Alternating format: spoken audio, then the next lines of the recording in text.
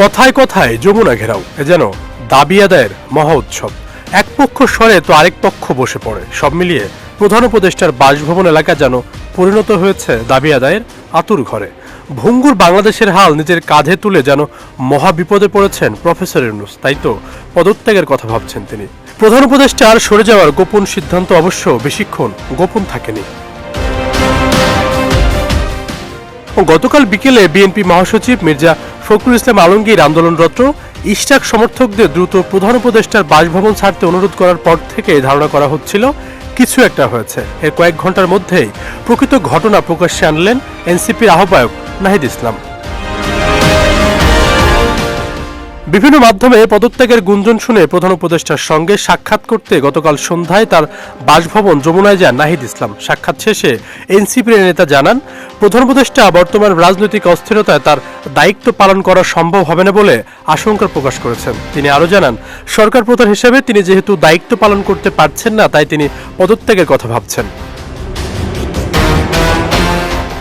এর আগে উপদেষ্টা পরিষদের বৈঠক শেষে দীর্ঘক্ষণ উপদেষ্টাদের সঙ্গে কথা বলেন প্রফেসর ইউনূস। বৈঠকে উপস্থিত থাকা একাধিক সূত্র জানায়, ঢাকায় প্রতিদিন সড়ক আটকে আন্দোলন, সংস্কার সহ বিভিন্ন বিষয়ে রাজনৈতিক দলগুলোর মধ্যে ঐক্যমত না হওয়া এবং রাষ্ট্রীয় কাজে নানা পক্ষের অসহযোগিতা করার বিষয়টি আলোচনায় আসে। আলোচনার এক পর্যায়ে কাজ করতে না পারার বিষয়টি তুলে ধরেন প্রধান উপদেষ্টা।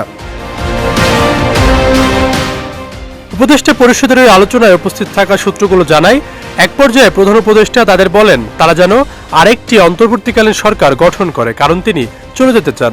বর্তমান যে পরিস্থিতি আছে তাতে অবাধ ও নিরপেক্ষ নির্বাচন আয়োজন নিয়ে সংশয় প্রকাশ করেন তিনি। এই পরিস্থিতিতে নির্বাচন হলে ব্যালট ছিনতাইয়ের মতো ঘটনা ঘটলে পুলিশ প্রশাসন তা ঠেকাতে পারবে কিনা সে বিষয়েও সংশয় প্রকাশ করেন প্রধান উপদেষ্টা। অন্যদিকে ভালো নির্বাচন করতে না পারলে মানুষটাকে দায়ী করবে বলেও আলোচনায় উল্লেখ করেন প্রধান উপদেষ্টা।